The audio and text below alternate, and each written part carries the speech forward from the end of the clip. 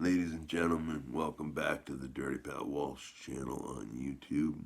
Welcome back to Donut Shop Mondays. I'm your host, Dirty Pat Walsh. On Mondays, I tell a story of the donut shop I worked in around 89, 90, right before I moved to Peterborough. It was quite an experience of a job. Uh, you know, I was a sitting duck between these two biker bars, all this shit. And there was a mental health facility down the road, and people from the mental health facility would sometimes like break out or sneak out, and just they'd come to a donut shop. Sometimes they'd come to mine. And I remember this one morning, and it was right when the shift was changing. Like, I was getting off work, and the owners of the shop were coming in because they always came in 7 in the morning, and just see how the night went and stuff like that. And anyhow, this woman was from the facility down the road, and she came, I guess, and she was very upset. She came to the shop and immediately started like freaking out about everything, like ridiculous stuff. Like, there was it was right when the donuts before the donuts were delivered, so there really wasn't much left on the shelf. It was just that time of day. The donuts were coming in. The fresh donuts were coming in at 7. So anyhow, I didn't have many donuts, and it was obvious. So she came in and she asked me for some kind of donut, and I said, I'm sorry, we're out. Obviously, this is all I have. And she just started flipping on me. She was like, well, what if I want an apple fritter? What if I wanted a Dutchie? What if I wanted a French cruller? What the hell are you going to do then? Huh? Huh? Huh? And freaking out on me, as if it was my fault. And so the owner comes in and sees this going on, and immediately stuck up for me, which I'm very grateful for, um, and said, "Hey, what are you giving my guy a hassle for? He's just selling coffee. The donuts are coming in." And she was just freaking out. She ended up like ripping her fucking shirt off, ripping her bra off, and just like screaming, like freaking out, knocking shit over. My boss called the cops. They were there. They took her away in cuffs. It was crazy. Um, Crazy times. I had lots of opportunities when I could have, or maybe should have, called the cops, but I never did, because, I don't know, the cops knew me and they didn't like me in Oakville. So, but yeah, that was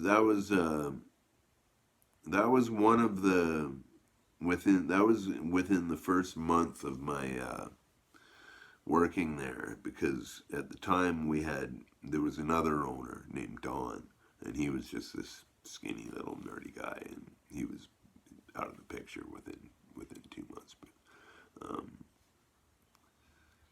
yeah, I was I started to see what I was getting myself into by being the donut shop night manager.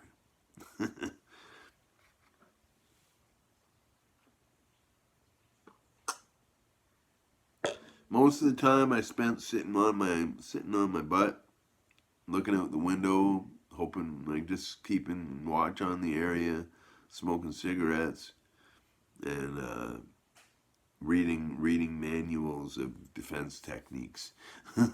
So, you know, I had weapons stashed like at the ready anywhere. I had all the knives strategically placed. you know, so I could grab them and the customers couldn't. Stuff like that. You know, one time I had to chase out there was a gang of Nazi skinheads. Nazi skinheads were still a thing. I guess they still are now, probably more than ever. But they were huge in the 80s, and they were a new thing in the 80s. And and they were in gangs. Like we had a Kerr Street gang of skinheads, the Kerr Street Skins, and they came in the store one night. And my buddy Steve, the guy I lived with, was in there because I used to feed him every night, and you know, he had dreadlocks, right? And so they came in one night, and there was like 8 of them and one of him, and he was a very gentle guy. He was not a violent guy, and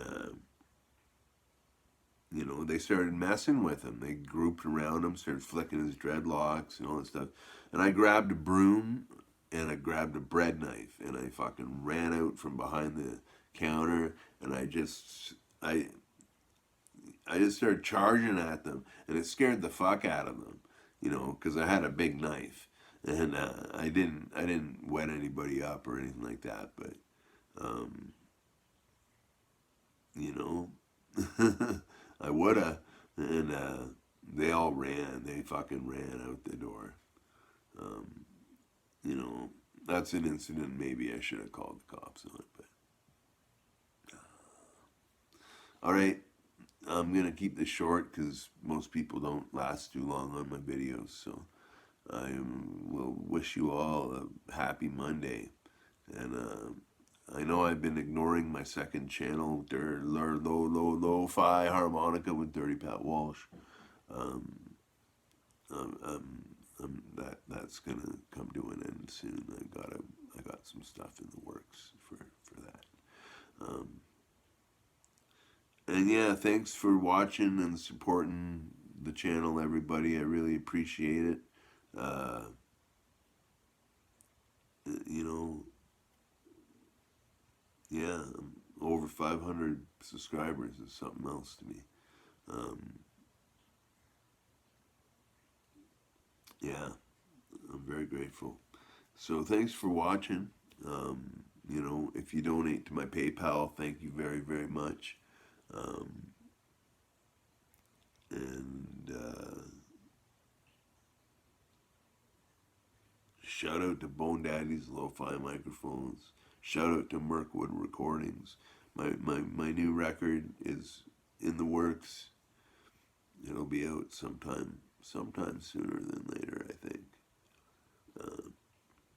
No hurry, no worry. I know Kurt might watch this video. Like, no hurry, no worry. You know my angle on it, but I'm excited. I'm excited about it. You know, it's mostly guitar songs. There's only a couple harmonica songs on it, but yeah, I'm excited about it. Mirkwood wanted a hi-fi recording, so I went into a real studio and recorded a real studio album. Hi-fi as it can be for me. And yeah, so that's coming out sometime soon. I'll keep you posted. All right, be well, everybody. Have a wonderful, wonderful day, and I will see you sometime. And if you're a nighttime donut shop manager, I'm glad that things are probably different than they were back in 1989. All right, bye now.